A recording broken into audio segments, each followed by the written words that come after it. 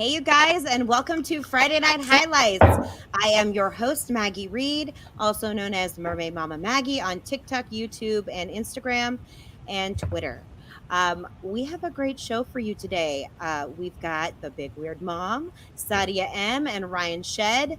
Unfortunately, Laura Mathis and food expert are not here, but we've got amazing people already, and I love it because it's already a highly female show, so I'm here for this. So I'm going to go through, and I want you guys to introduce yourselves to everybody that is watching today and kind of give a rundown of your page and what you kind of do on TikTok. All right, let's start with the Big Weird Mom. Hi, everyone. I am Jessica, the Big Weird Mom, across all platforms, really.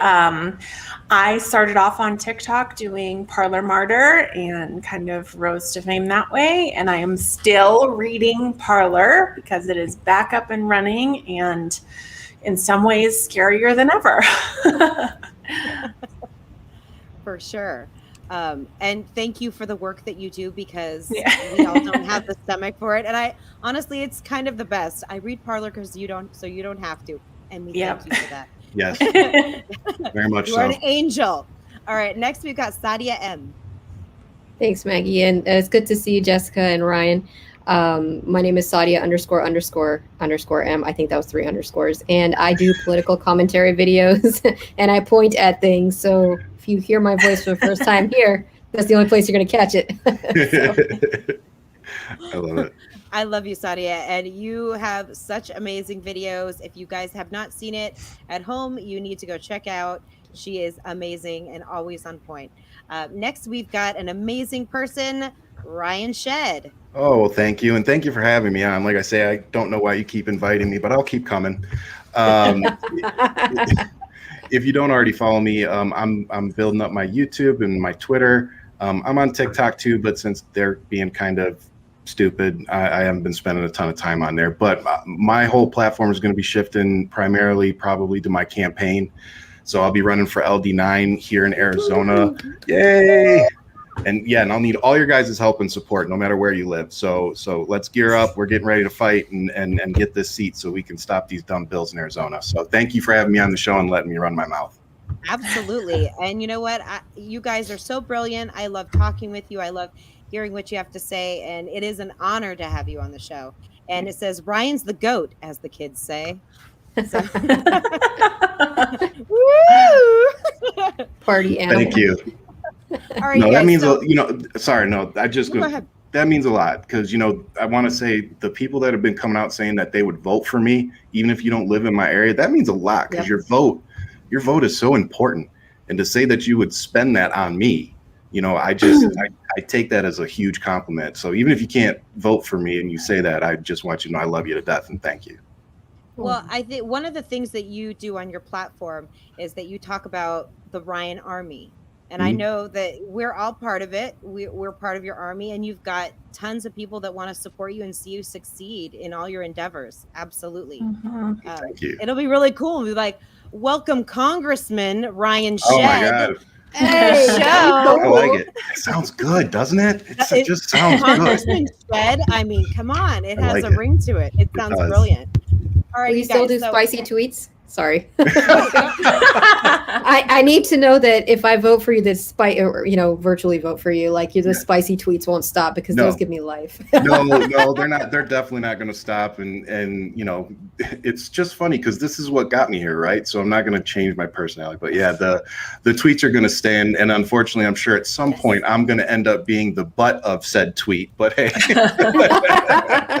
we'll take it. Hey, that's awesome. Hey, you know what? I anything goes, I think, on Twitter now, even if you're in office, because of what we've seen and heard. So you just keep rolling with it. You just keep rolling with it. I love you guys. Thank you. Love you guys too. All right. So I want to start out and talking about what? He's feeling better. Oh. I'm like, what? I'm starting. I didn't even notice that your husband's just in the background. Okay. That was awesome. That was he's feeling epic. He's feeling better, everyone. That's good. We're happy to see him. We're happy to Hey, see he him. can come join the show. He can take up a slot if he wants to, you know. Yeah. Someone has to watch the kids. He's got them both barricaded in the master bedroom. So believe me, you want him upstairs. I hear you. Oh, hi, Empathy Tour. Thank you for coming.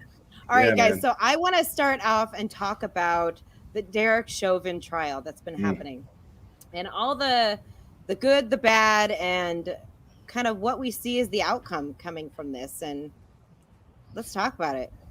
I mean, yesterday we had Tobin. He was like an expert witness, right?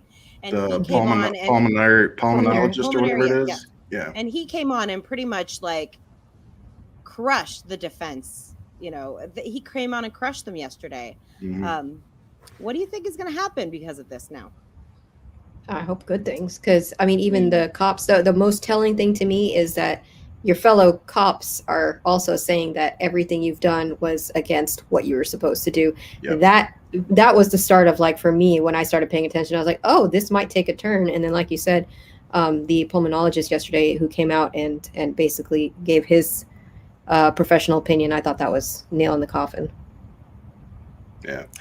Yeah, I keep hearing it's a slam dunk that everything's going well, but like I kind of feel like we heard that during the second Trump impeachment. So, it's really hard to tell. But from everything I've seen, it's also hard because of, unfortunately, we have such a divide in the media, which, it's hard to tell if there is that bias there, that liberal bias, where everyone is just saying, oh, this is going to happen, and it's going to be good for us and the family and everything. But yeah, they are pushing the drug narrative, and unfortunately that's the same on Parler. That's what I'm seeing across the board, is that everyone is calling for more medical records to be released and more of this harmful background story to be released. And it's really sad. That's the part of it for me that's just very, very upsetting. This man, whether he had drugs in his system or not, that did not cause him to get a knee put on his neck for 10 minutes, whatever it was. 20 seconds. Yeah, 10 minutes, 20 seconds. That's what killed him. The people that have done the autopsy have come out and said that. The pulmonologist, whatever you called, he's come out and said it. Multiple, the paramedic has come out and said, like, every single person has come out and said this dude murdered him, and you guys want to keep pointing the finger at his drug use? That's freaking ridiculous. Yeah. I cannot stand it when, this is why, lawyers are called such horrid names. When people go and they try to drag people through the mud, especially when somebody's not even there to defend themselves, is something that I have a huge problem with. He's not the one on trial here, right? No. And the one that really got me too is watching the defense go at the some of the witnesses and try to paint them as the angry black person. Yep. Like that's infuriating for me. Yeah, absolutely. Somebody made a good point over there about Rush Limbaugh. Actually, that's something I said the other day. I was like, it's amazing. They were saying it's time to be sensitive when he died after years of abusing drugs, and we shouldn't talk about that. And I'm glad that they said that, because that was the same thing. I was like, really? Because you guys idolize him, and we're supposed to respect him in death, but this person was literally murdered in front of the eyes of the entire world, and you're defending it with bringing up his drug usage from whenever it was. One got a Presidential Medal of Freedom, the other one got a knee to his neck for 10 minutes. Yeah, that's America. You guys saw Chelsea Handler's tweet this week. It kind of blew up everywhere, but it was like, oh, I didn't. It was really, it was on the lines of, we're having a trial for murder when we witnessed the murder. Like, right. The irony of the fact that we're actually having a trial when this was caught on film. This is plain and simple. It's there. And not only that, Maggie, but it's been confirmed that he died right there. Like, he was dead. Yes. He was laying there and he pissed himself, and the piss was running down the sidewalk, the street there. He died. We all watched it happen. And yet we're still here having this conversation because, like Jessica said, we can be optimistic, but there's nothing sure about the outcome of this case yet. Nothing. And I'm telling you, I've been preaching this for 2 weeks, and I'm not condoning violence. But if they don't find this guy, they don't convict this guy and put his butt in jail for a decent amount of time, there's going to be an uprising in this country. And it's not going to be pretty. Absolutely. Right. And I'll be part of it. I'll be standing right there next to you. Absolutely. I mean, this is unacceptable at this point.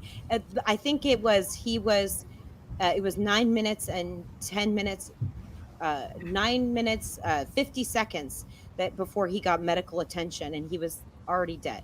Before he actually got medical attention.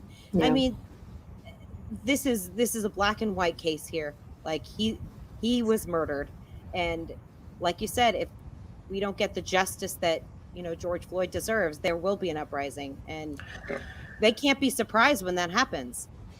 Well, but unfortunately, we saw the insurrection and the encouragement from the president on camera too. We all witnessed it, and he basically got off for that too. I mean, like, at some point something's going to give, and you can't bring opiate use into this as like, it doesn't matter what was in his system. It doesn't matter what he did last Tuesday.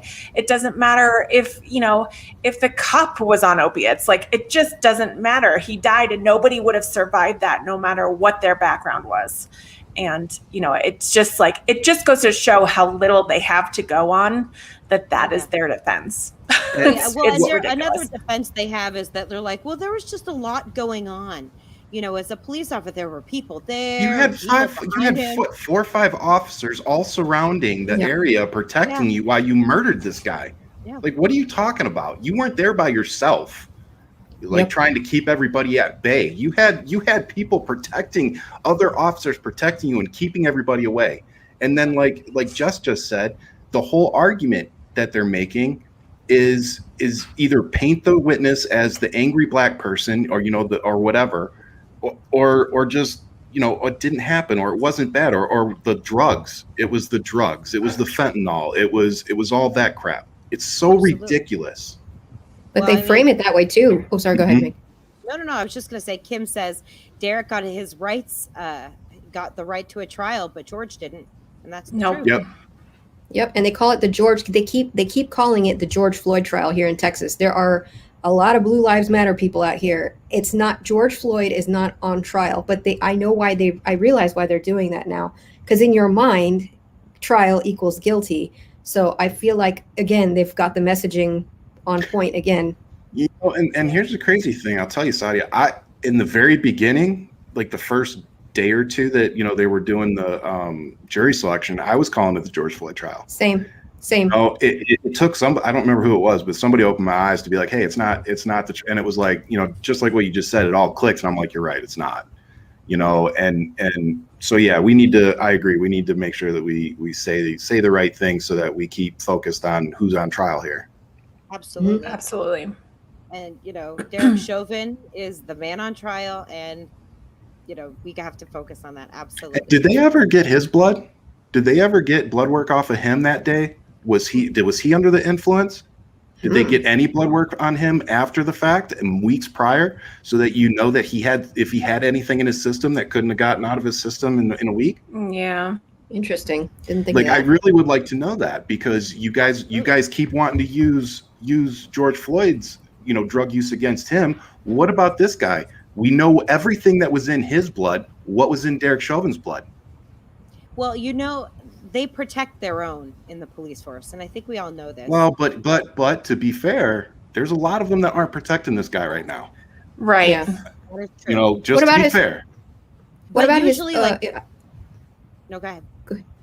No, I was saying, did any of y'all know confirm any of the details about previous? I think Chauvin had some previous records of using excessive force.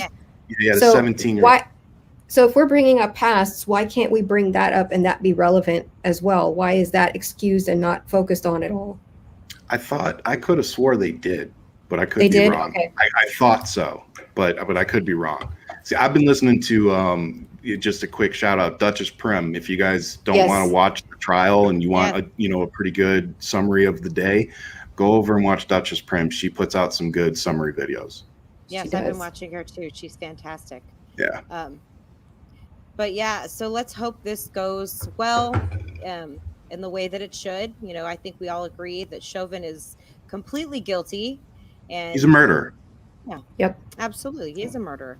But what I'm and you know what? is that you know that the police officers they take care of their own. Like after an incident happens with a police officer, you know, they take that police officer, they get his statement, they kind of do their thing. I see what you're saying. That's what I mean. I see what you're saying. It's very protected right after the fact. Yeah. And so nobody would have got his blood. They would have just I get what you're saying. They don't go, okay, we need to check into this and actually look if this was legit. You know, they take his statement. He has to do paperwork, the rundown, but there's a lot of protection that comes with, the badge. So, there's probably a lot of things that we do not know and we will never know because of that. Yeah. Just those. And the whole argument of there was a lot going on makes me incredibly angry as a mom of 2 toddlers who has a lot going on, who has to keep my kids from killing each other on the hour. I manage not to, accidentally kill them every day, like. Amen, sister, girl. But I'm also with you on that, Jessica. Hands but down. also just to put, I hear you. Just to put an exclamation point on that too, Jessica, is it as an officer, you are trained to be able to handle, situations like that. That's why they give you a gun and a badge. They don't just give it to anybody. At least they're not supposed to. And so, that argument in and of itself is ridiculous. And like you said, anybody with a few kids that's tried to do work can tell you that's kind of BS. So we've got, if Chauvin is found guilty, we'll have to watch for hate crimes from white supremacists. Yes, I agree. Well, and and I kind of want to pivot off that to talking about some things that have been happening recently with like guns and mass shootings. And the white supremacy in this country is very strong. We know that it was kind of everyone's been emboldened by Donald Trump in the last 4 years, and it is only getting worse right now. Yeah. What do you guys think about the white supremacy in America? Well, not only that, but we've got 2 female members of Congress who are literally benefiting monetarily from this gun, this gun fight. You've got both Marjorie Taylor Greene and now Lauren Boebert who are on Parler asking people for money to raffle off a honey badger assault rifle, whatever it is, or just give me money. Just give me money so that I can let everyone keep their guns. And that's not encouraging anything but more of that behavior. I agree. It's horrible. I love your post this week where you were like, wouldn't it be a shame if we all just signed up for this and got the gun? I put that on Twitter. Brilliant. I put that on Twitter, and a lot of people were like, "Yeah, do it." I'm like, a bunch of us are getting together. If one of us wins it, it's gonna be great. Yeah, well, we've got someone who made a code that is just constantly doing entries. So that's awesome. They've got more than 50,000 entries going. And I just want to add, it is definitely not a good look, at least in my opinion. It's not a good look for any politician to be rifling off firearms. Yeah, no, not for fundraising. Not for nonprofits. I don't care what it's for. Politicians should not be help me out, raffling off firearms of any kind. Well, you know what it is. She and Boebert are in the running. Who is going to be the gun girl? Who's going to be? I'm going to one up you, and you're going to one up me.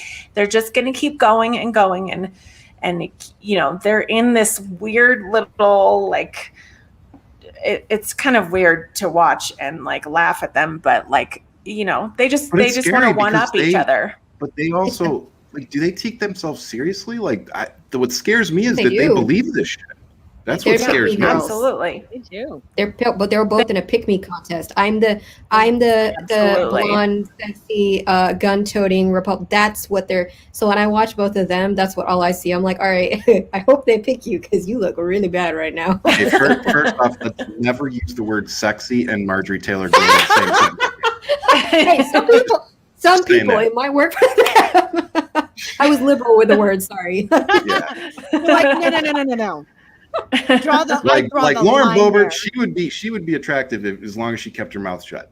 But yeah, Marjorie Taylor Greene. I wish I could show you. Can I want to look this up on my Facebook. There's a guy that he literally thinks she's the finest woman on this planet. You guys have got to see. I almost want to show it to you guys. Oh, like find Marjorie? it. I want to see. He keeps Marjorie, and he's like, this is my boo, this is my this, and every time I see it, I'm like, huh? Like I think recently No. I hid his posts or something. Yeah, because I was just like, I don't even know how I know you. Might have been from like kindergarten or something. But I mean, there are people out there. I don't know. Maybe like I said, it's the demographic. Maybe some of us are exposed more to it than others. But there's people out there that'll probably be waiting to get that rifle from her. No, it is very, very clear that Marjorie mostly, but they do not have a gay man in their life. And like, it is very clear. You said it. You said it. Was it the eyeliner that gave it away? It goes on your lid, not all over the eye. Yeah, I know what you mean. Yeah. That's a sign of crazy right there. Yes. Those people are, off the rocker. But, what I find fascinating is that the Republicans, or I should say, I guess I'll just clump them as Republicans for now. They still don't get that the grift from all of them. It's just they want money. And she's talking about getting money to fight executive orders or legislation, right? And it's like, what do you You're not even on any committees, you clown. Yes. And these people are handing her money and to do with whatever she pleases. It's insane how. And Lauren stupid. Boebert, Right. by the way, in case anybody that's watching doesn't know, Lauren Boebert had like 8 tax liens against her business, and she's paid all of them off miraculously since going into office. Oh, She- interesting. She I just wonder posted how. literally 5 minutes ago. Donate now. Help Lauren fight for our freedom. This is on Parler. I told Beto, hell no, and I'm telling Biden the same thing. Hell no, you're not taking our guns. Donate today to back me up. Oh my gosh. Well, see, I mean, they are all grifters. They are all these like short-time crooks that are looking to get money any way they can, and it's Right. They keep giving it to them. They keep. Let me giving it ask to you 'em. ladies something. Do you think her tune would change if one of her 4 or 5 children were shot in the head at school? Oh yeah. Do you think that she would change No. her tune? No, Oh, you I don't think so? No, she probably want all the teachers to have had guns. Oh yeah, you're you probably think right. she'll go even more extreme? That You it's because everybody didn't have guns. Yeah, that her kid hello. was- She's got she owns Shooter's Grill, and they pay for their waitresses to have open carry. Oh yeah, and that Um, story was a lie too. Oh. It wasn't because somebody got assaulted behind her business. It was because the person that died behind her business actually died of a drug overdose. It had nothing to do with a gun or anything like that. She Oh, just used dear. it as a reason for her to be able to carry guns and for her platform. Her entire thing is built on a publicity stunt. That Mhm. Beto yeah. publicity Her stunt is whole what she's known for. personality- Her whole personality is this now. So even Yeah. if something drastic True. and terrible came, upon her family, there's no way she would be singing another tune. She would pull down, like Jessica said. She would be absolutely, and it would be disgusting to I watch. could see that. But it also just shows that they don't have empathy for anybody else's children. They don't have empathy for the terror all. that's happening in this country. And, I want to talk about what, Joe Biden's, wanting to do with these executive orders and, limiting assault rifles and, with, large machine, whatever. It is an epidemic in this country. And it's like the moment things just started like kind of opening up again a little bit more, we have seen so many mass shootings. It's been daily. And I mean, when is this going to end? Is it ever going to end? Or we just have to be fearful for our lives? They just say it's false flags. Like literally all, like it's just, you know, it's like a list of like stereotypical conservative arguments on Parler. They just say another false flag shooting, another, you know, another blah, blah, blah. Like they just are so delusional and they're so deep in this hole of, you know, and then the third post will be Hunter Biden, a horrendously photoshopped version of him doing something completely awful. And that's just like so predictable at this point. It's crazy. Yeah. And here's the other thing that bothers me is they're using Hunter Biden to detract from actual representatives currently sitting in Congress. Right. Hunter Biden is the son of the president. So while, you know, I'm not sitting here trying to defend what he's done, because honestly, I don't know a ton of what all the drama is around him, but he's not a representative. He is not a member of any governing body. So stop using his issues and his past to try to detract from actual representatives that are currently sitting in Congress. Well, Stay focused on them. They're forgetting that this president doesn't hire his children to do everything. That's right. That's right. That's true. That is very true.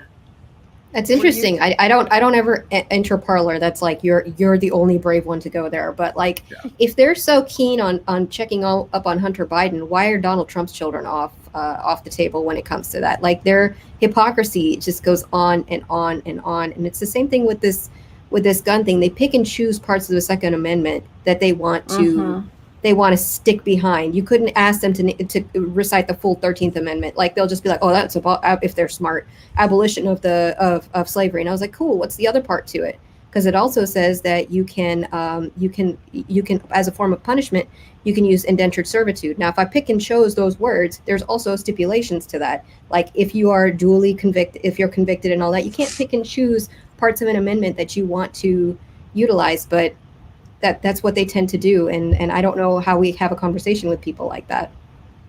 And it's not even just the amendment, Sadia. That's how they operate, period. The Bible. Yeah. I'll stop there. Enough said. Amen. No puns intended. Well, going back to Marjorie Taylor Greene, wasn't that that whole thing about the guns, wasn't that a response to the Capitol and what happened in the Capitol? Again, we had somebody drive a car through, a police officer died. It was, you know, she's the honey. You mean the gun thing or the gun thing? Wasn't that a response to that? No, she's had the gun raffle up for a while now. Okay, the gun raffle. She just doubled down on it. Okay. No, she. When I brought that up in my video, I was saying how distasteful it was that she paid to have this promoted, you know, basically on the day that this happened, and she kept that promotion up. And because Parler has a horrible server, and whoever is running their website is completely incompetent, the paid and promoted ads pop up every 5 minutes. So like I've got Marjorie Taylor Greene on, like I get a notification whenever she posted. So for that day that she had it promoted, I was literally getting a notification on my phone every 5 minutes as I was watching this horrible thing happen at the Capitol. And I was like, God, she has no, I just like, read the room, lady. Like, come on. No tact. Well, she has no tact whatsoever. It says she put up the gun raffle right after the Atlanta shooting. So just as insensitive. You know. Yeah. I think it was up before that. I think it was just really bad timing. Sure. Yeah. I mean, either way, it's been up for a while. Either way, she doesn't have our respect for any of this, and it's just another kind of grift that she's doing. Speaking of grifts, I want to talk about Donald Trump and the donations. This has been kind of a topic this week, and you know, I did a TikTok on this. I actually felt really bad for these people. You know, I did a TikTok on, one guy who His name was Stacy, and he donated $500 to Donald Trump in a one-time donation. So he thought, but it turned out it was reoccurring. And by the end of the month, Donald Trump took over $3,000 from him. But this guy was in hospice and dying from cancer. Yep. And he Oh couldn't my pay his God. medical bills. And he like went bankrupt because Donald Trump kept taking money from him.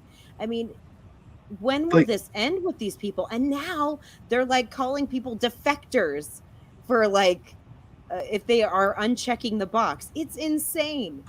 They Yeah. are just stealing money from people. And I think it goes to show you how heartless, they really are. They don't care who they affect as long as it helps them at the time.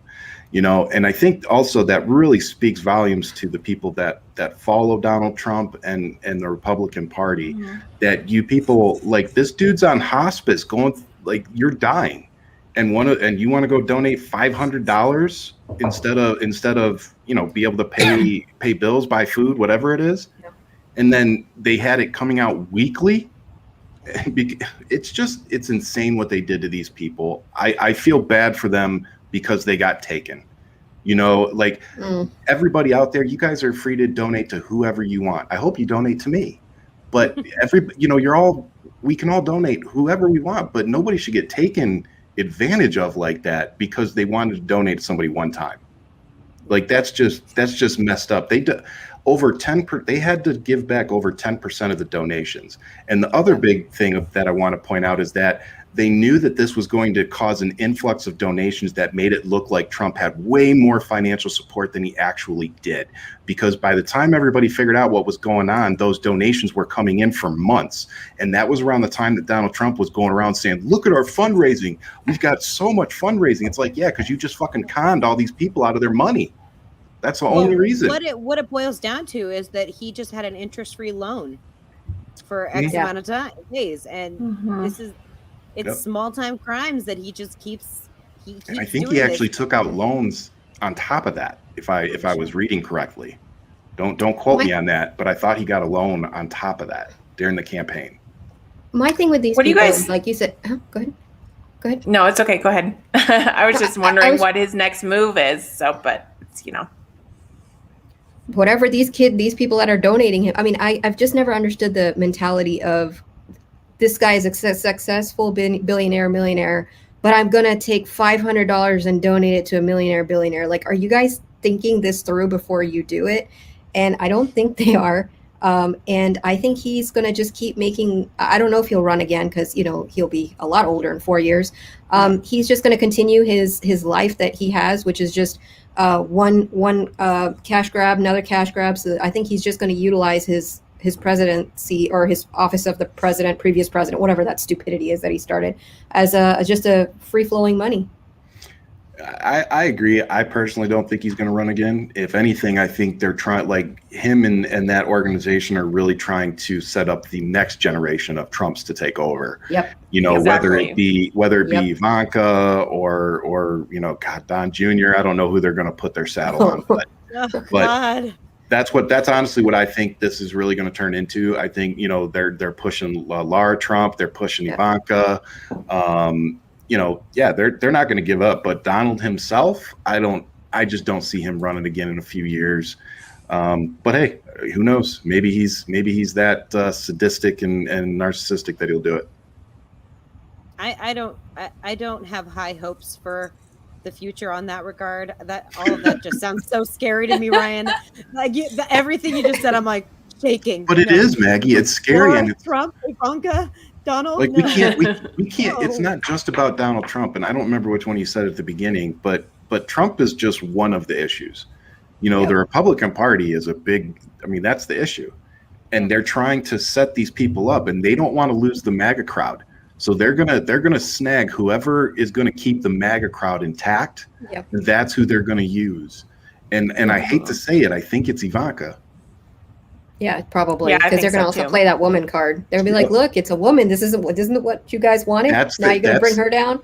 Sadia is 100% correct. I think Ivanka is their counteract to Kamala.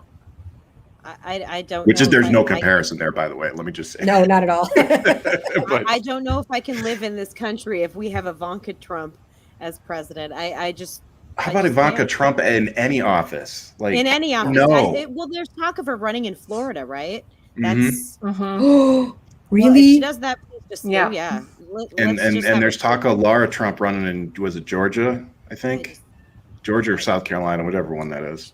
Oh my God, what is it with these people and their dynasties? Like, you got the Bush dynasty, You guys and you hear- got these guys. Come on. Yeah. Speaking of dynasties, Caitlyn Jenner is thinking of running for California governor. Man, Speaking yeah. of dynasties. yeah. They gotta stop. They gotta stop letting these reality. I don't if you're on think TV, that you're she not allowed could to run. Right. Listen, I well, talk I about don't this think all the time. I'm like, have you ever had a government job or known anybody to have a government job? The way they vet people in most government jobs, then Yes. Ryan, well, then the interview process just to go through that for most government jobs are pretty intense. But apparently, just to run for governor or president, it's just like, I just have to be on Okay. reality TV. Oh, And no, it's no. good. yeah. No, hang on, Maggie. I'll break it down for you.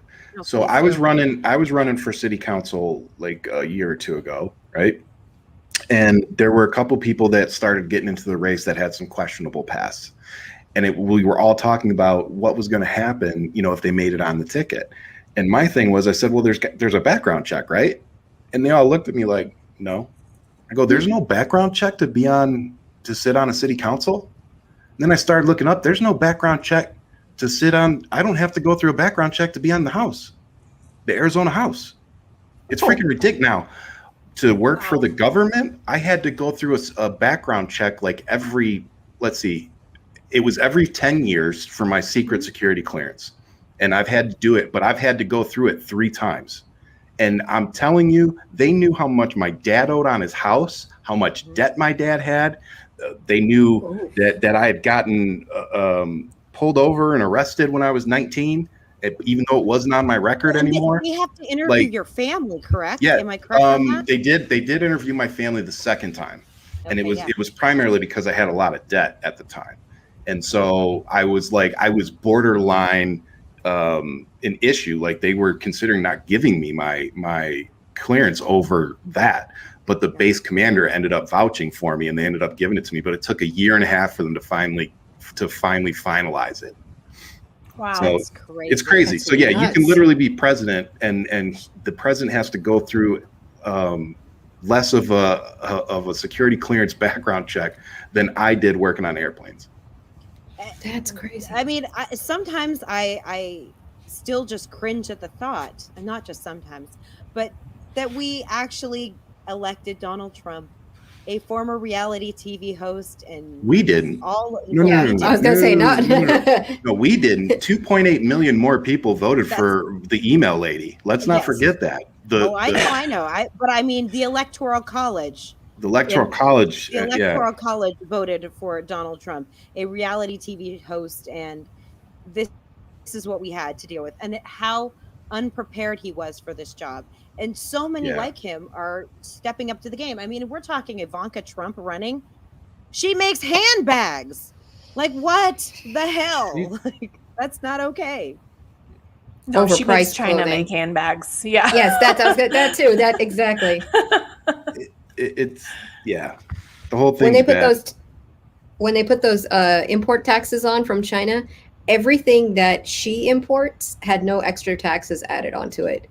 Our products that sometimes come, like half of our products do come from overseas from my company. We had a 20% tax increase, but hers, because of the way it's categorized and because Daddy, of course, set that up, she had no extra issues on her taxes. I thought that was interesting. Yeah. Yeah, you can be a felon to be president, like but that. you can't vote. You are very true. We need to revamp how our whole government system works. It works too well for the crooked and the criminals. It just does. And like, I think like all of you ladies are saying, the precedent that has been set with Donald Trump moving forward is bad. Like, all these people that are coming out of the woodwork, they think they can get away with it because he did. Yep. So if we don't hold these people accountable, if we don't find a way to hold Donald Trump accountable, I don't care if we use his taxes, whatever, but we need to set the precedent that this will not be acceptable from representatives moving forward, period. Correct. I Correct. think our only hope at this point is Letitia James. You know, we're Mhm. talking New York DA. is our only hope at this point. I mean, New talk York, about yeah. being held accountable. In this country, we just had a coup, we had an insurrection, and Yeah, he was not, too many people are not too held quick accountable. to want to forget that too. Oh yeah. Mhm. Well, I think there's a level of we have to protect ourselves in this country mentally, because there are so many problems, and Mhm. it's really hard to just, you even dive down into one of them and it's overwhelming. And Yeah. Yeah. you were talking about how we need the government to, we need an overhaul, right? Mhm. But how do we change that when the people that need the overhaul are the people that can make the overhaul happen? I mean, they're Oh, not that's going to the make the change happen. It's just a cyclical problem here. that's exactly it, Maggie. It's just like us making lobbying legal. You made Yeah. bribery legal. That's all you did. You know, until we fix that, there's going to be very little equity in the government for us. Mm-hmm. Agreed. Were Well, you? and Were you? when we Sorry, I think there's a lag on mine. People, yeah. When we try to hold people accountable like that, they just say, Parler says, or, the right says, oh, you aren't being accepting. You say that, the liberals are the accepting party. And they just, when we try to hold people accountable, then all of a sudden we're not being accepting. And it's like, they've got these like one-liners that they can just come back out with, and it will always trump your answer, no pun intended. It's like it's almost impossible to hold them accountable because they call us out on some random aspect of being a liberal that has nothing to do with what we're talking about. And it's like they've just got their blinders on. And I think that's the root of the problem. It is, and it forces us to come up with good responses for the talking points that we know are coming, right? Like we know, like we almost know they're coming now, and most of the time they're repetitive. So now we have to, and everybody on here is really good at it, just coming back with something and being like, okay, that's a stupid talking point. Now let's get back to, the point that we were trying to make here. It's just shifting the attention and trying to turn everybody against each other, and it's crazy. But I'll point out another thing real quick before we move on. Our side, the Democrats need to, and I think Maggie was kind of saying this, we need to stop attacking each other. Like the Republicans stick together no matter what. Even if they're wrong, they still stick together. And we're too busy on the liberal side, fighting over how to fight. Right. Like it's crazy. We're trying to be, I think, equitable in the sense of keeping everybody accountable. And, but at the same time, it's like we are still on the same team. We have to work together. And, Saudi has talked about this in previous shows. The messaging that we need to get across as Democrats, it's not working right now. We need better messaging. We need to, the Republicans have these great one-liners. They come out with these like, stop the steal. They get to their point and they stick to these points. Our message is kind of all over the place because we're so busy keeping everyone accountable, which is a good thing, but we shouldn't be here to fight with each other. We should be here to work with one another. But I think there's also a lot of anger in this country. I've seen that. I see it on TikTok a lot. There's a lot of angry. Anger. Hell yeah, we all are. I mean, I'm not gonna lie, I'm angry, and I'm not good at. Some days I let it out. But there's people that's all they use. Like that's their only tactic is anger and hate. Like they just never turn it off. That's what I don't get.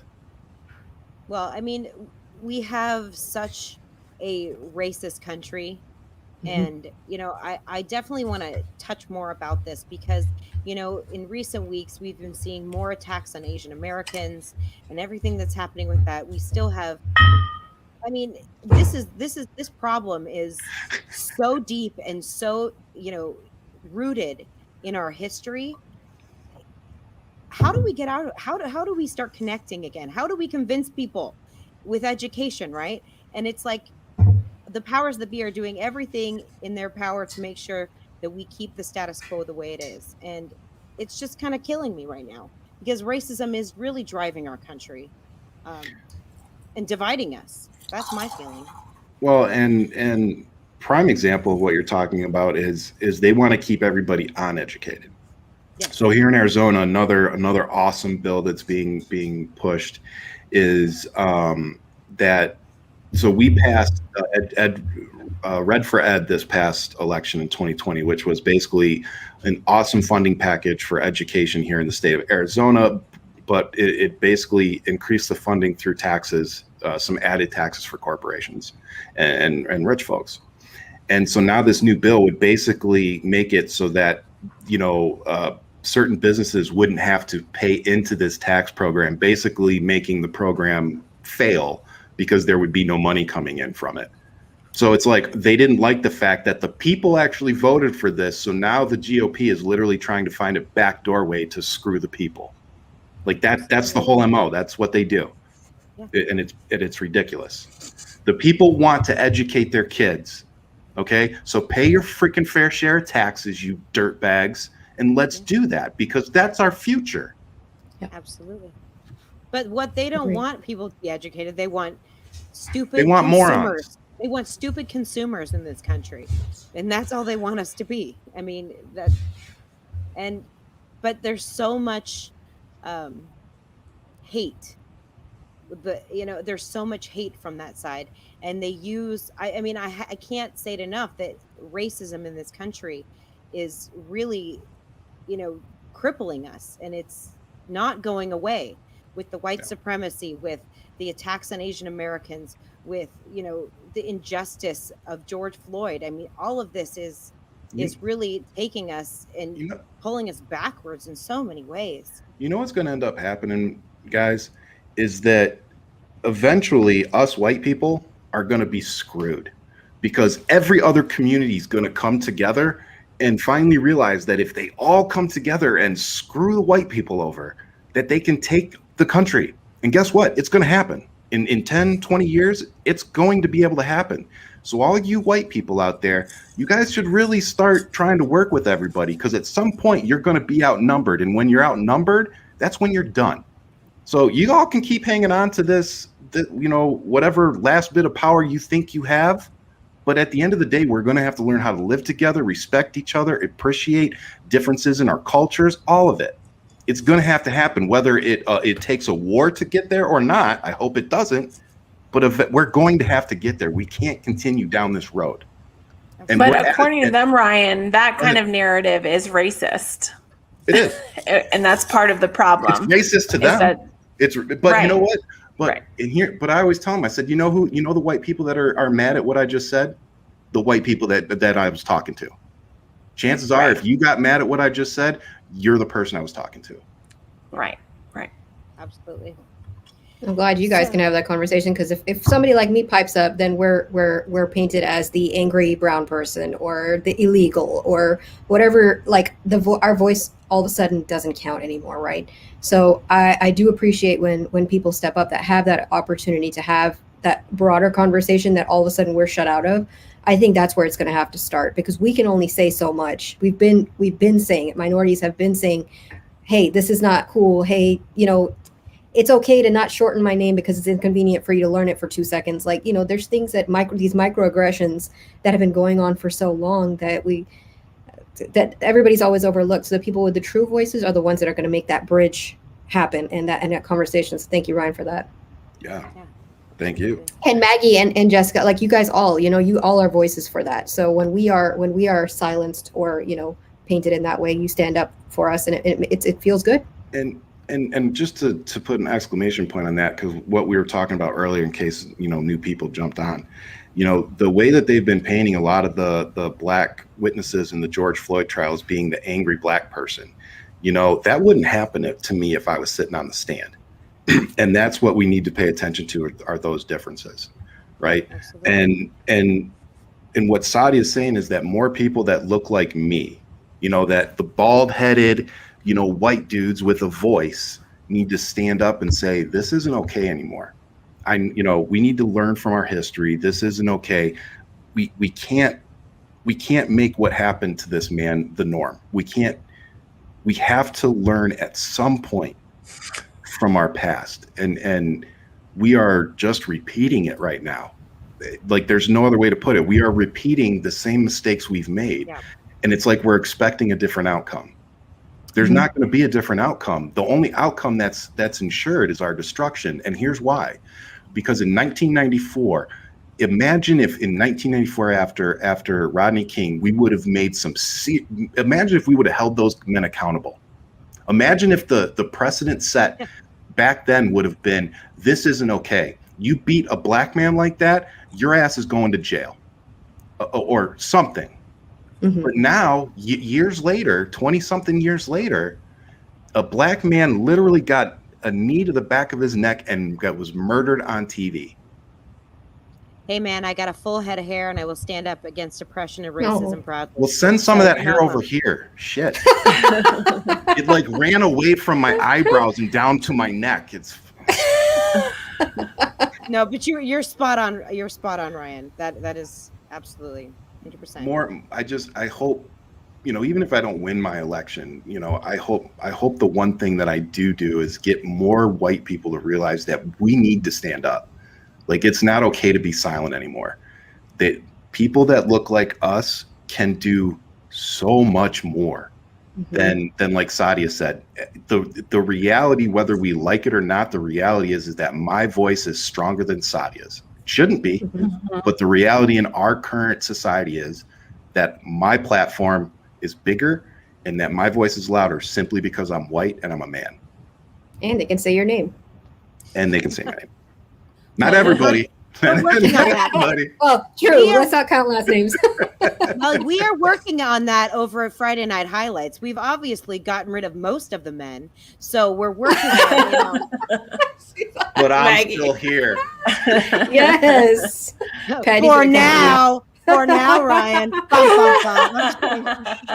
I'm just kidding. You're back. Now you're in the spot. Sorry, I love doing that. I do that to Patty all the time. I just take him out of the when he's got his bell on. So, but you know what? He's gonna be on Ryan Rants next week. Oh, that'll be fun. Oh yeah, yeah. Tell him to leave his bell at home. Tell him. Oh, that bell. Yeah, I'll take him off the show if he starts using that. That bell gets in your ears. Yeah. I adore him. All right, so I want to talk about the other crazy, horrid, disgusting person of the week. Oh, let's Gates. Talk about Gates. There we go. You said disgusting and horrid. You said disgusting and horrid. There's only one person we could be talking about currently. Yes. So, all the things that are coming out, with Gates, and people are running from the hills from him. What do you guys see as the outcome in this? Do you think he's going to get charged? What are your thoughts here? I think he will for this. There's Venmo receipts as of today. I think they found Venmo. Yeah. Yes. Why would you use Venmo? Well, what he did was he paid the guy that came out and apparently made a deal to flip on him. Fixer. Yeah, he paid him, and he's an accused sex offender or something like that. And he turned around and paid the woman, the woman, paid the girl with the Venmo. Like holy shit. How? I'm glad he's stupid because I'm glad they're getting caught. Me too. Like, I'm glad you're getting caught, but at the same time, like, I just want to be like, how dumb are you? Like, freaking Venmo, dude. But you know what? I like you said, I'm happy that he's stupid, because if he didn't do this and we had no evidence of this, he could be keeping his job and staying in office and not getting charged. I mean, people like this need to be held accountable, and it doesn't matter on what side of the aisle you float on. You do something like this, you sex traffic young girls. What? I was like, did you fall asleep? No, I'm looking on Parler at what they're saying.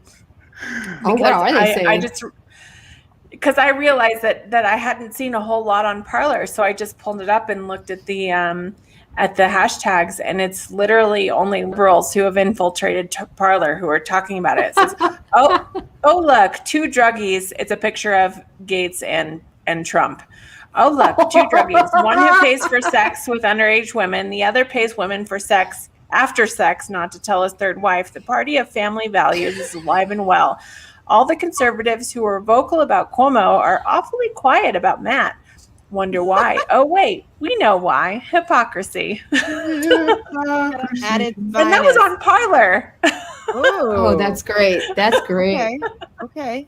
Well, that gives me hope that it's on Parler, and They are being pretty quiet. Like they are Yeah. being pretty quiet. oh, for sure. I posted something about Gates yesterday, and I had Donald Trump in it and a whole bunch of people. Very few people came and Defended. defended that, which is good. I mean, I think he needs to be put away. All of it's disgusting. Yes.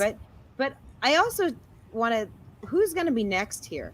I mean, it feels like the GOP are Jim Jordan. full- yeah. Can we throw Ted Cruz in there somehow? I can't stand him. I can't stomach seeing him. Can we just have him just put that out in the universe? You know what? You should start. You mean know you what don't like do? him representing your state? He lives in my city. No. Ooh. Oh my gosh! I should make him. You could have Dog gone and of the house week. sat for the dog. I know I could have, but his When name he is was- Snowflake. When he I was don't know if I garbage could- award for the week, I should have sent you like over there to actually put some real trash on his doorstep. Oh, I know where he lives. Oh yeah, we all know where he lives. They hired mariachi bands that go out there occasionally and yes. they'll play really loud. They still do it, and now the whole neighborhood's really pissed at Turd Cruz, and I'm just like, keep doing it. Maybe he'll have to leave. Just do it. Well, Like the so do- GoFundMe for the Ted Cruz mariachi band. Was there a GoFundMe? No, but there needs to be. I was Oh just my about to God, we say- should start that. I was just going to say we should do a GoFundMe to just start digging dirt up on all these guys so we can see what Ooh. other skeletons they hide in their closet.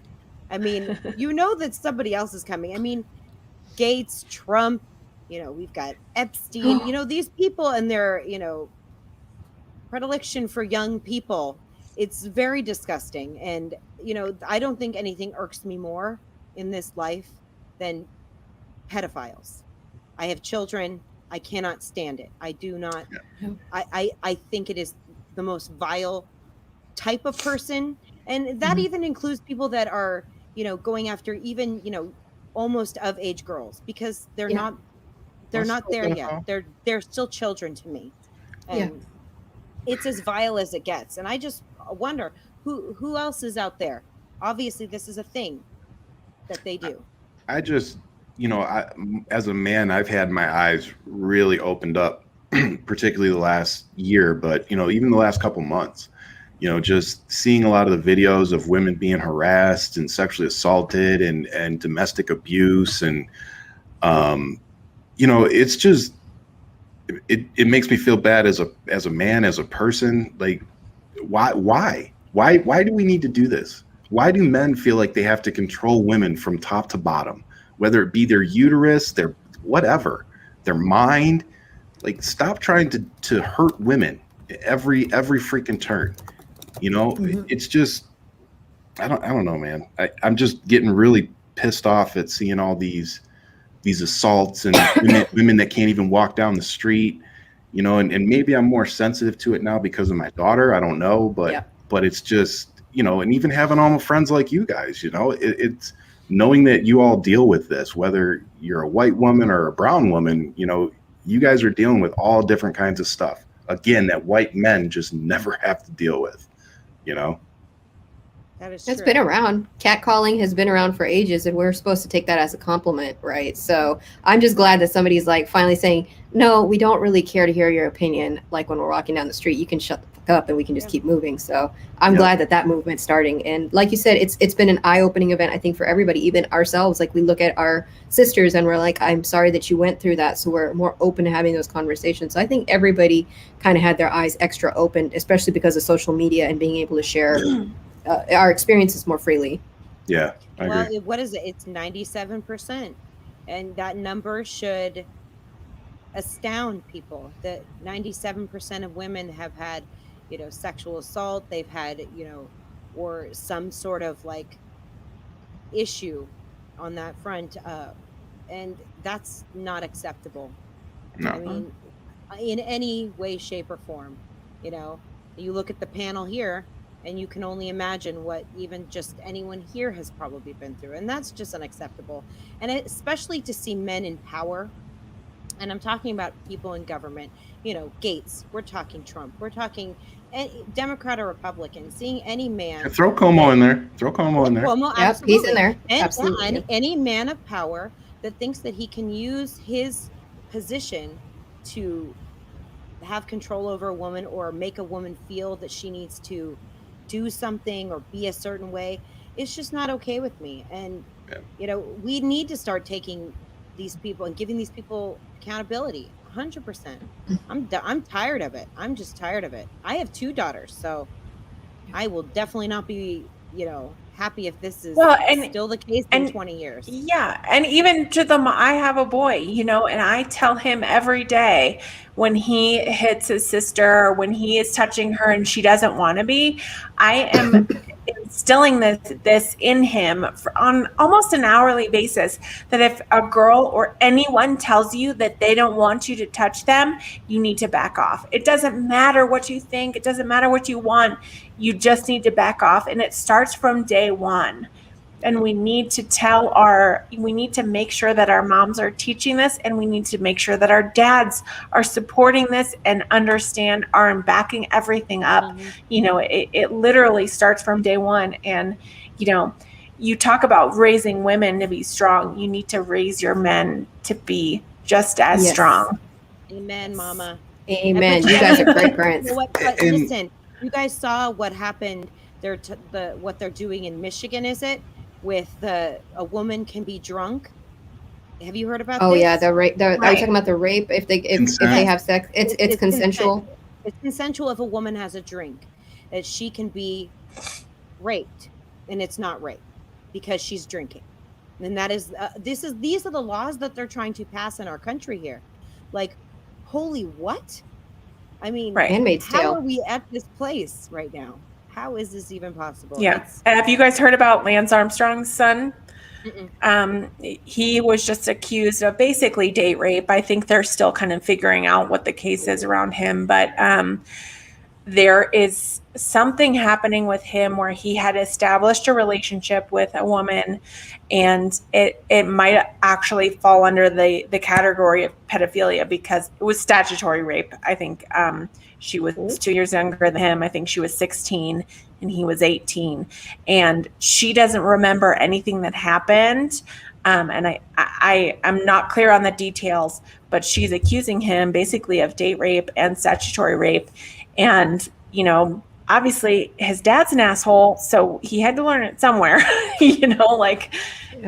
there's something going on with that. So we'll need to keep our eyes peeled for what's happening with that in the future. And just to add on to what you said about raising strong men, as a man, I don't think it's just about raising strong men. I think it's also about raising empathetic and man, what's the word I'm looking nodded for? at the same time. It was beautiful. Yeah. All our heads just went more. Give us more. Yeah, we need to teach our men, our boys, that it's okay. It's okay to be sensitive. It's okay to think about other people. It's okay to protect women, and just be better. Like I was raised where the catcalling was normal. I was raised around that. But as I've gotten older, and I've been fortunate enough to have a lot of female around me, I've learned that you guys don't want that, and the precedents that are being set right now are very scary for all of us, and especially for those of us who have kids. And our boys need to lead the way, because we're the problem. Women aren't sexually harassing themselves. It's the men, it's the boys that are growing up to be the men that are the perpetrators of this. So until we teach our boys that that's not okay, that's not how we treat women. And going back to, I think it was what Jessica was saying about your kids, I don't usually put my hands on the kids. Jen spanks them if they need to be spanked, particularly my daughter, because I've just always told Jen, I said, I don't want her to ever get used to a man putting their hands on her. Even her dad. I just don't want her to ever think that that's okay, you know, and you know, I stand by that. I think the way I treat my wife in front of the kids matters, because that teaches them, you know, the relationship that they think they should have with their spouse. Exactly. You know, Absolutely. so we are very mindful of, like, if we fight, you know, we try not to do it in front of them. We wait till they go to bed. We go outside, something, you know, we let them see us bicker, but if it gets down to like a bad fight, we'll go somewhere else.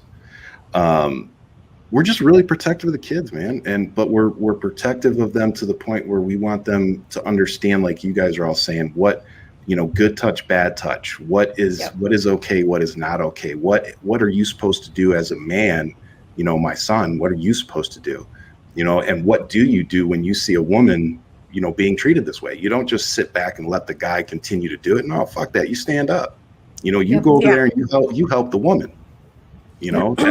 That's what we do. And raising men to be allies, raising all children to be allies for all people. I mean, you know, every night when I, you know, talk to my children, I say, if you could be one thing in this world, what should you be? My daughter says, kind, mommy, kind. And that's what we teach in our house. If you can be one thing, just be kind, because, you know, the world needs more empathy. The world needs more kindness. And as you get older, I mean, most of our children here are young, and they're, you know, not even exposed to the problems of the world, which are so vast and so many and so scary, and what the world is going to look like for them in the future. And empathy is going to be everything. It will be everything, because what else will we have in the future if we don't have care? Well, it's sad that you have to be strong to be empathetic and kind. And that's what's really sad. Right? Yeah, you're right about that. And to add on to that, you know, like I heard, I listened to Dak Shepard's podcast a lot, and he had his wife on, and they were talking about the same thing.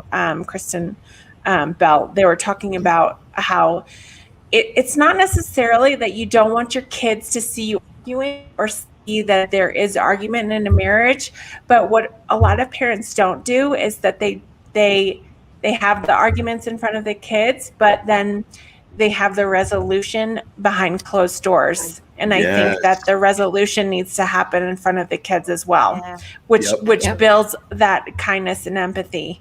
And it's really important to make sure that everyone, you know, little kids see that and see, you know, how resolution happens and the kindness and empathy that comes along with that. I'm glad you added that. Absolutely. Well, that you guys are fantastic, and I love this conversation, because it's definitely things that, you know, we need to talk about more.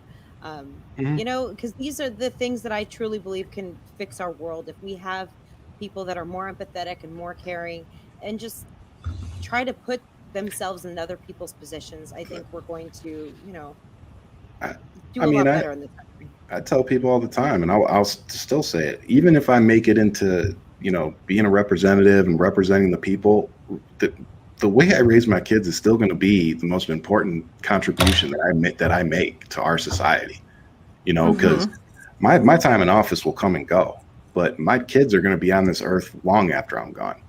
And if I raise them to be good people, you know, that contribute to society and take care of others, and, you know, that's gonna be my legacy far beyond whatever I accomplish. Look, as somebody without kids, I just have to thank all y'all for not raising little snots, because they all sound like they all sound like kids. My kids are assholes, so it's okay. Because I see them doing stuff. I see how they respond to people online, and I catch myself saying this, and I hate this. I'm like, where are your parents? And I'm like, why am I saying that? And then I realize it is the conversation starts at home, just like you're raising your son to understand. You know, my mom, he's got two very aggressive sisters and a very aggressive mom. So my poor brother had like 3 doses of it. And, you know, so I think that conversation, especially in boy mom families, right, where it's just the family dynamic, it's missing that component of like understanding what a woman goes through.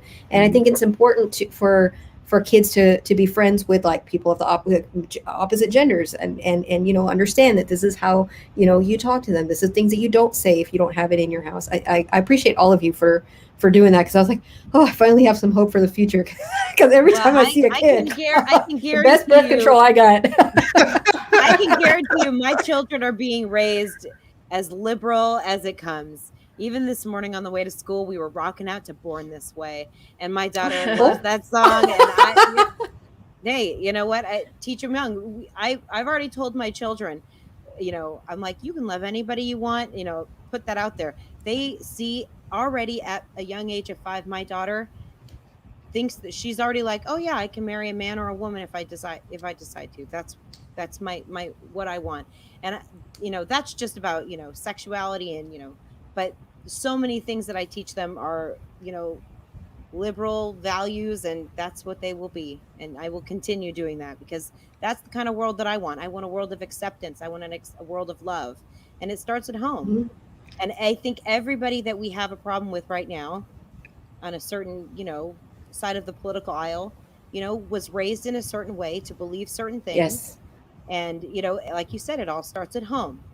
And with that, I'm going to pivot over to COVID talk right now. But growth is a choice too. Yes, absolutely. Yes, and there's correct. So many people, and I've met so many wonderful people on TikTok in particular that have, come from a very, closed-minded home to, being a super ally for all causes, which is phenomenal to me. But I want to talk about COVID right now, and I want to talk about the rollout in particular and how it's going. I'm so proud of our country. But it's just coming out now that we have about 40% of 17% of adults are not going to get the COVID vaccine. Yeah, 17%. So we're not going to even be able to reach this herd mentality. And the mentality, I keep saying it like that. Oh my God. Herd immunity. You know how when they said herd mentality? Yeah. Herd immunity. And I'm turning into a Republican. I'm wearing red. Don't say that. I was like, don't. We love you too much. No, but there are still people that are anti-vaccine, anti-mask, and we are so far into this pandemic. Doesn't it just drive you crazy right now? That yes. This is where we are at right now. The level of selfishness just keeps getting bigger by the day, and I'm just so over it. Thoughts? Yeah.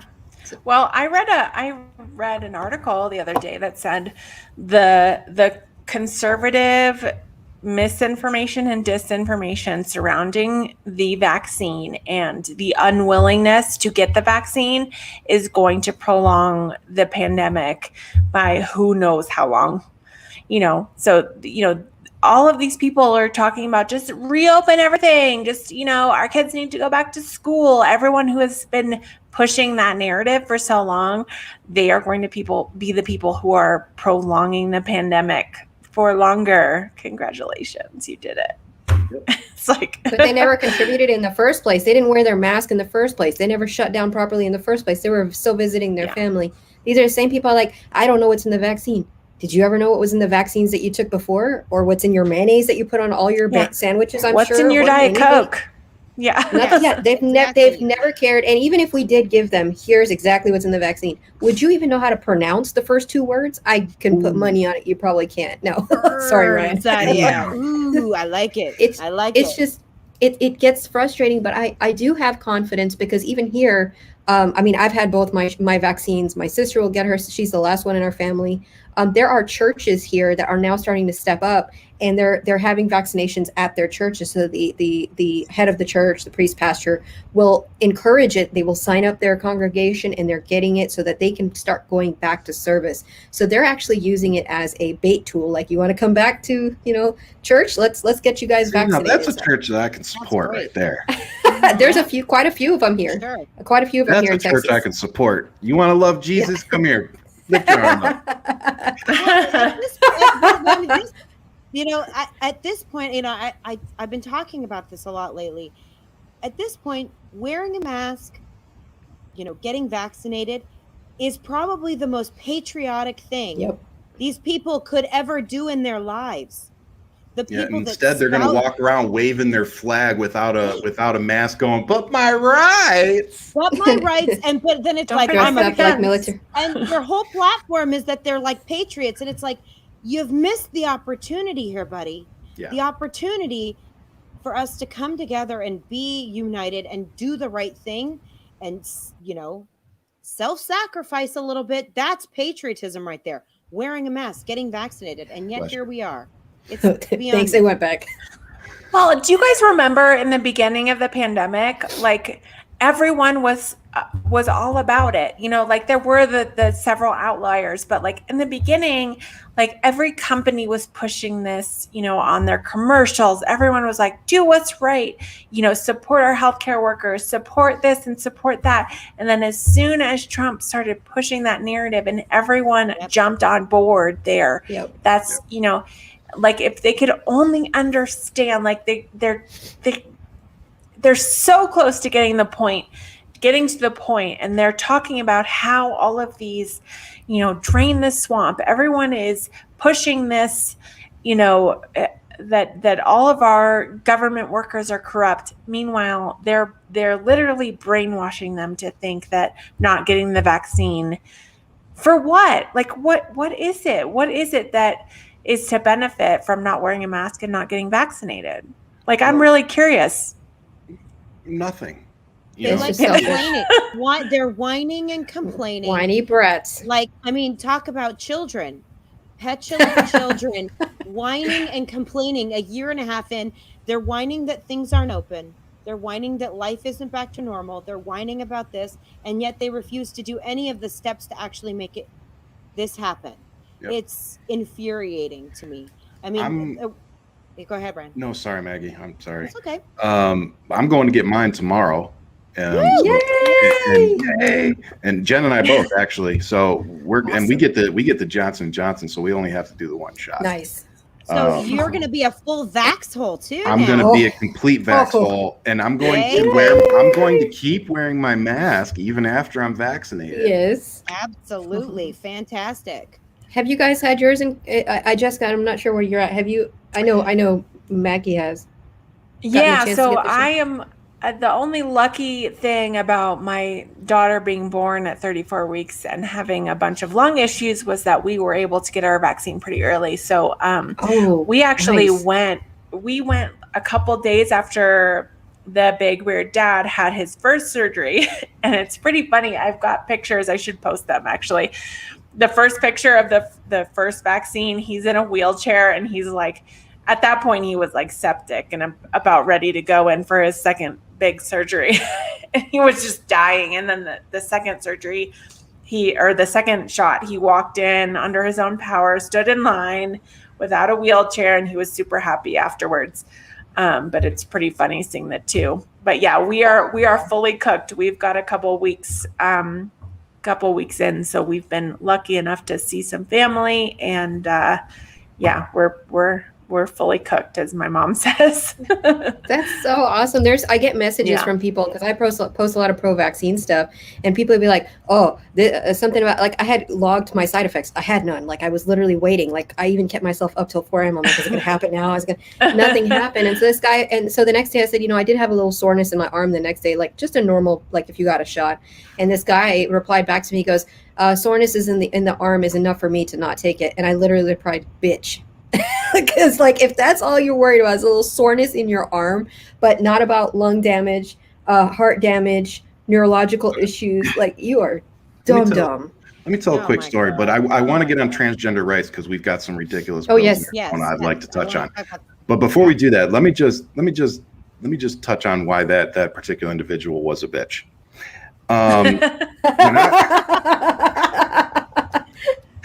That is the perfect. That's a good lead-in, right? So when I was in the military, they literally line you up and they give you shots. Like you literally go down and it's like shot in this arm, shot in that arm, shot in this arm, shot in that arm. Like that's literally how it is.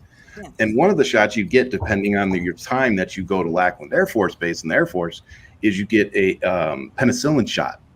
Now, if you've never been fortunate enough to have a penicillin shot, let me inform you of how that goes. They give you this little vial out of the freezer, and you have from the time that you get to the back of the vial to the time that you get to the front, and you're just rolling that vial like this, trying to heat it up as much as possible. And then you get to the line, and they have you pull down your pants, and you take it in the butt. So right in your butt cheek, they inject this cold penicillin, right? And they tell you, they're like, now don't, if we have racks. So, you know, person's on the bottom, guys on the top said, hey, if you're in one of the top racks and you got this shot, don't jump out of the rack in the morning because you're gonna hit the floor like a bag of rocks. Sure enough, one of the guys did it, and he hit the floor that morning. And he just went down. And right as we get dressed, our TI comes in. He goes, "How your guys' butts feeling?" And most of us are like, "Yeah, it hurt." He goes, "Good. We're going for a 3-mile run. Let's go." What? Yeah, so if you're complaining about a freaking COVID vaccine, I'm gonna have to side with Sadia here. You're a bitch.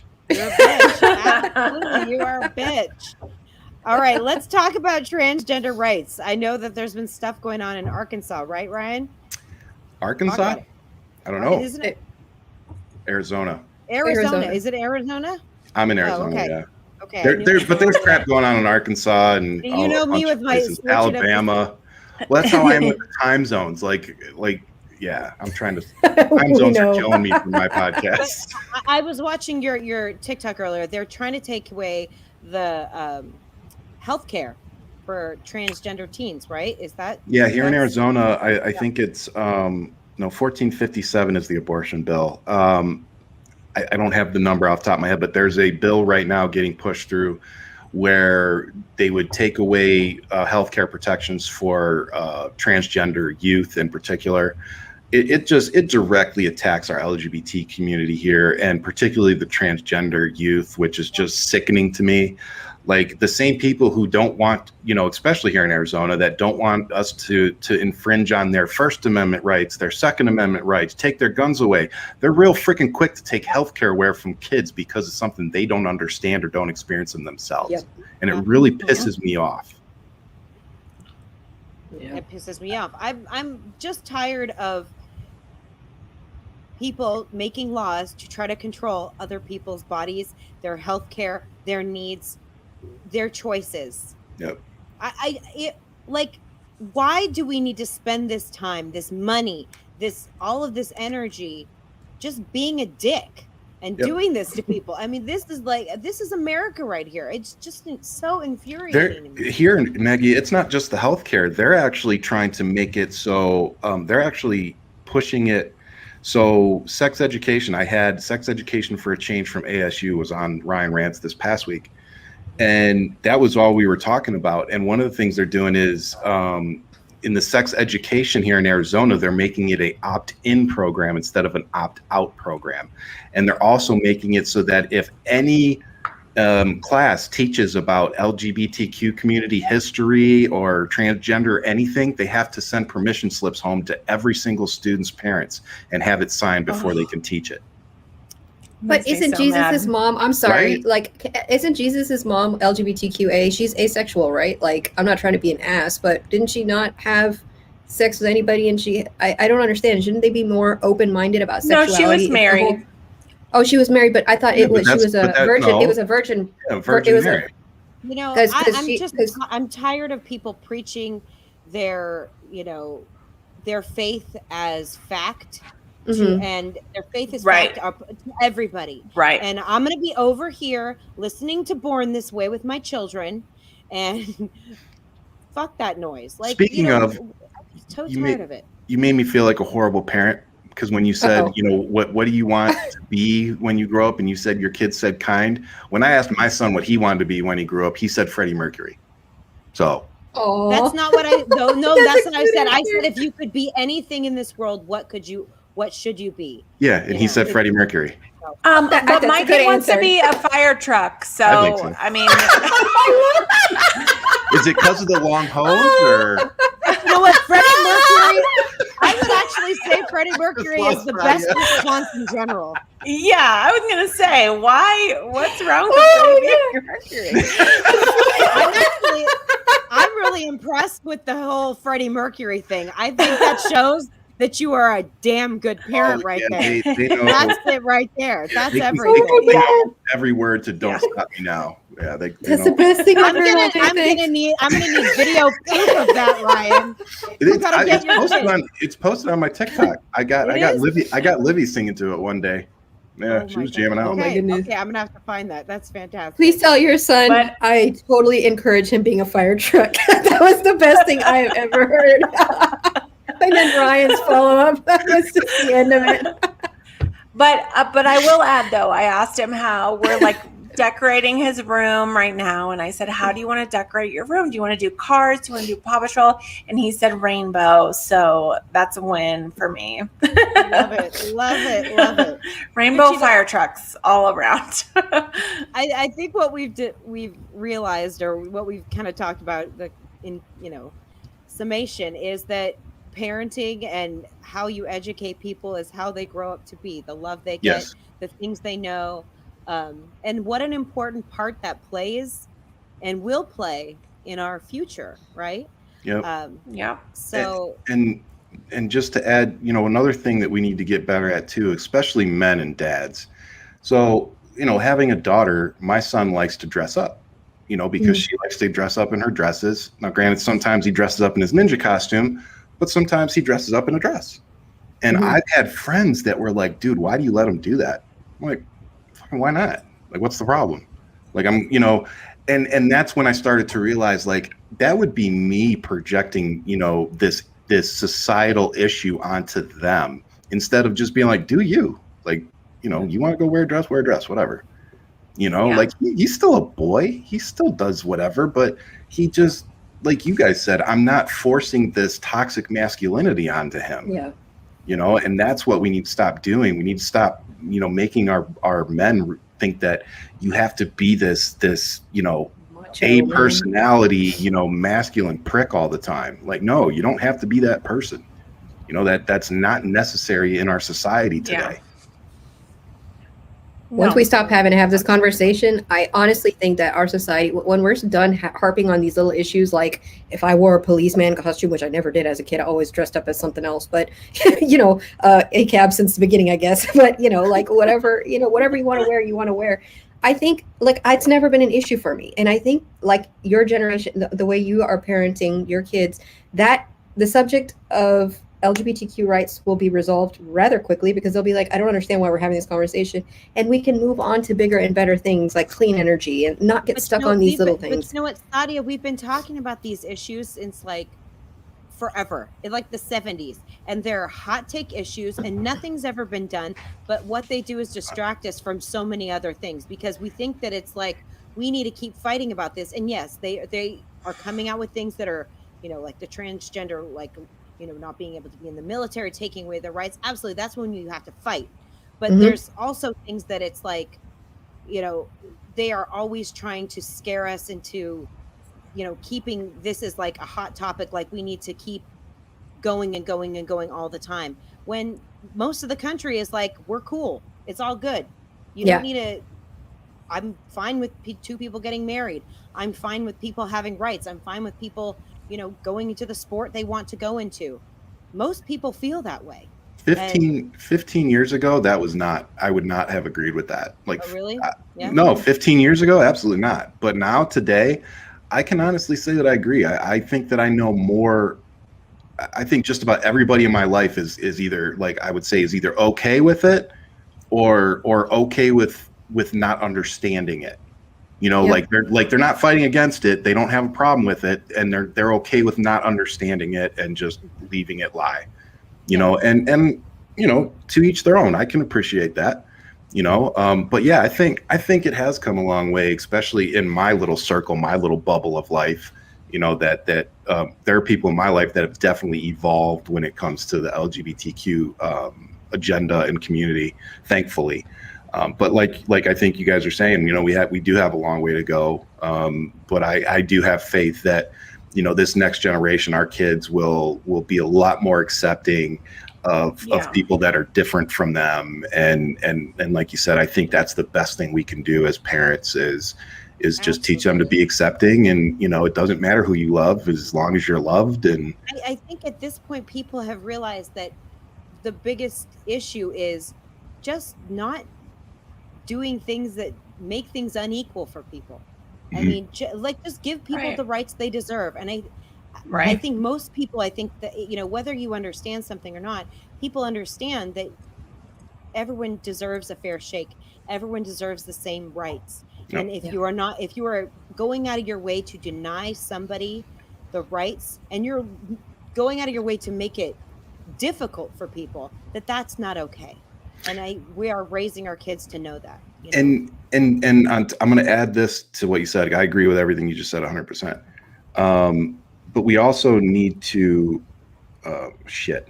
What were you saying? Because I just lost it, and it's really good. Oh no! It's a good point. No, I was just saying that people going out of their way to restrict people's rights, the legislation that people are putting in, most people are understanding at this point that doesn't need to happen. Like, just let people live. Why go make it difficult? Why be a dick? That's the bottom line. Why just go out of your way and do that? Yeah. Damn, I had a good point. I think Gen Z will change a lot of that. I think that we've seen on TikTok in the last couple of years, that Gen Z they want to focus on the things that actually do matter. And it doesn't matter who you love. It doesn't matter who you are. If you choose, what matters is this planet and how long we can keep it viable for everyone, which is what Sadia was saying.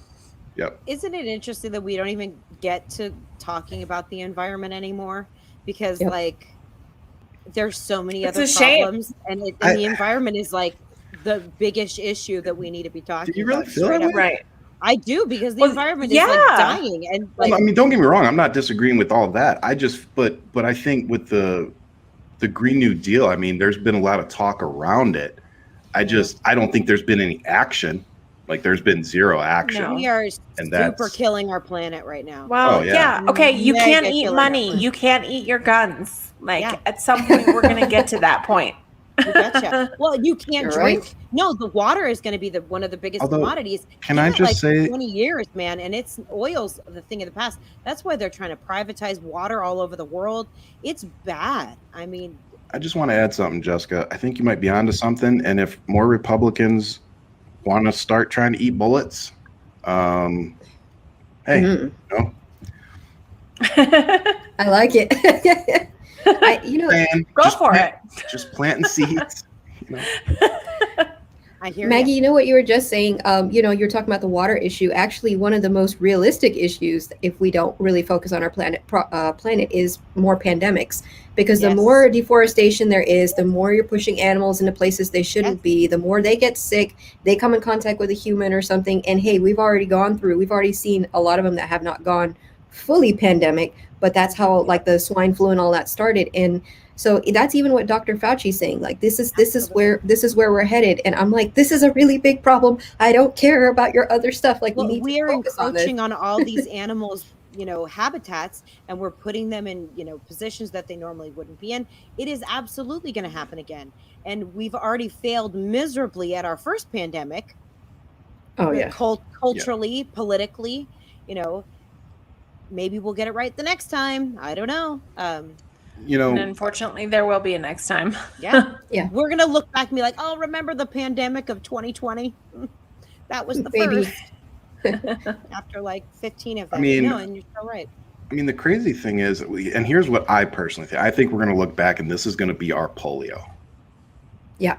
Like this is going to be the thing that happened in our 60, 100 years that was like, holy shit, that they had to develop a whole new, vaccine for and everything. I honestly hope you guys are wrong and that we don't see this again. But the reality, I think, is more along the lines of what you guys are saying. If we don't get serious about, what we're doing and the effects of the actions that we're taking on this planet, then we're going to start having more of these issues. And I argue that what we're seeing is, and which is what you guys are saying, we're seeing the planet fight back. The more trees you cut down, the more water you use, the more you pollute, the earth finds a way to fight back, and that's because it's trying to fix itself. It's trying to fix the damage that's being done, so the more we screw up, the more drastic these kickbacks are going to be from Mother Nature, as you say. So, But most importantly, like everybody here said, we can't maintain these resources that we're using.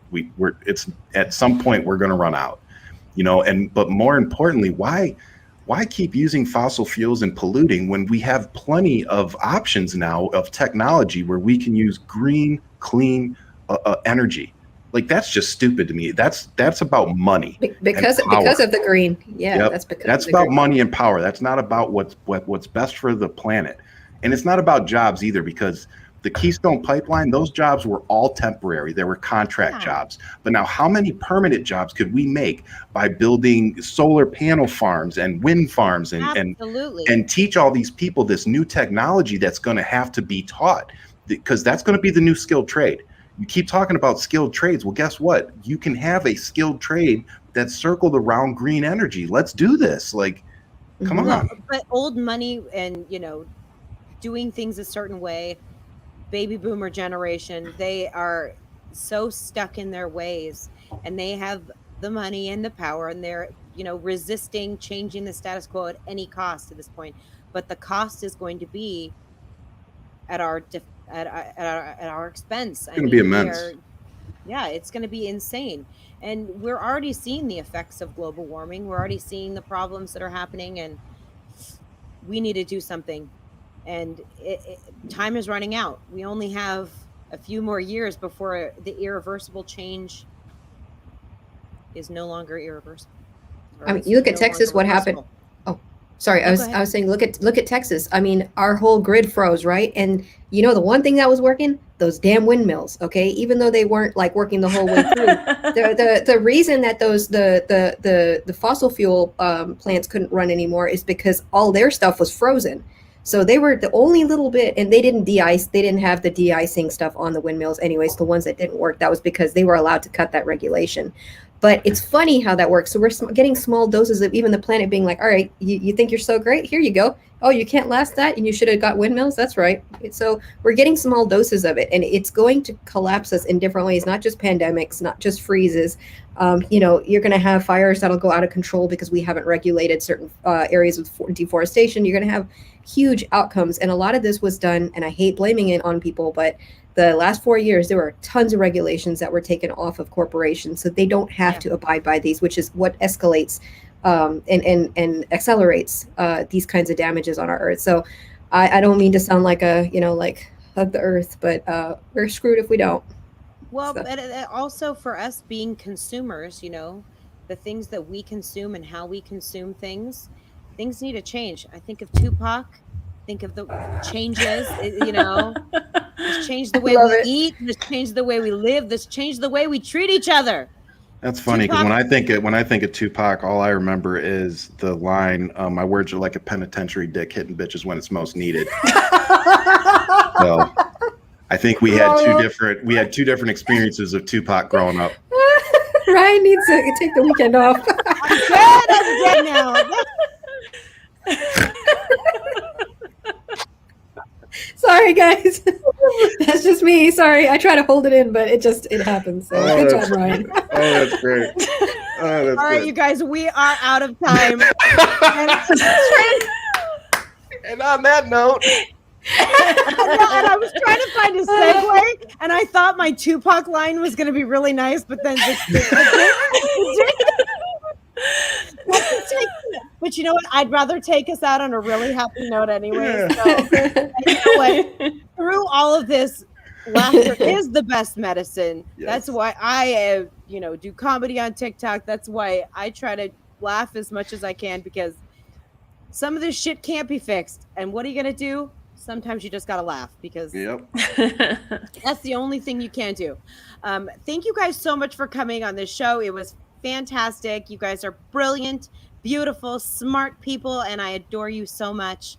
Let's give a little outro to your pages real quick, just in case some new people came, and then we'll head on out. Let's start with Sadia. I am Sadia ____M. Thank you so much, Maggie, Jessica, Ryan. You guys are awesome. You can't hear me snort on my channel, but you can hear me watch me make wonderful pointing videos. So I'll see you guys there. You got to come here for the snorts. They're the best sounding snorts I've ever heard. I love them. All right, Ryan Shed.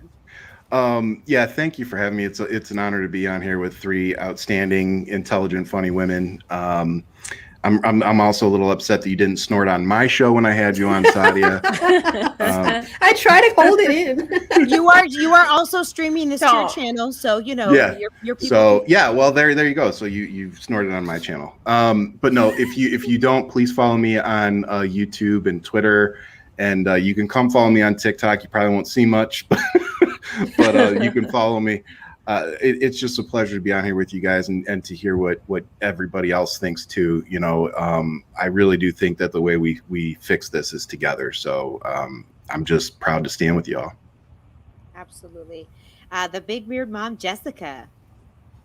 Big Weird Mom, the Big Weird Mom across pretty much all of the platforms, mostly on TikTok and Instagram, a little bit on Twitter when Ryan pulls me into some stuff, but whatever.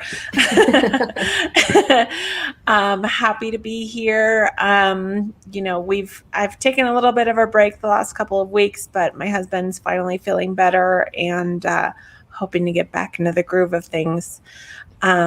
But yeah, love you all. Thank you, Maggie, for having me on. Absolutely. And thank you for coming. And thank you all. Again, I am Mermaid Mama Maggie on all my platforms, also known as Maggie Reed. I host Friday Night Highlights every Friday. We will not be on next week because I'm going out of town. Yay. But thank you guys for coming to a wonderful show. And as always, keep laughing.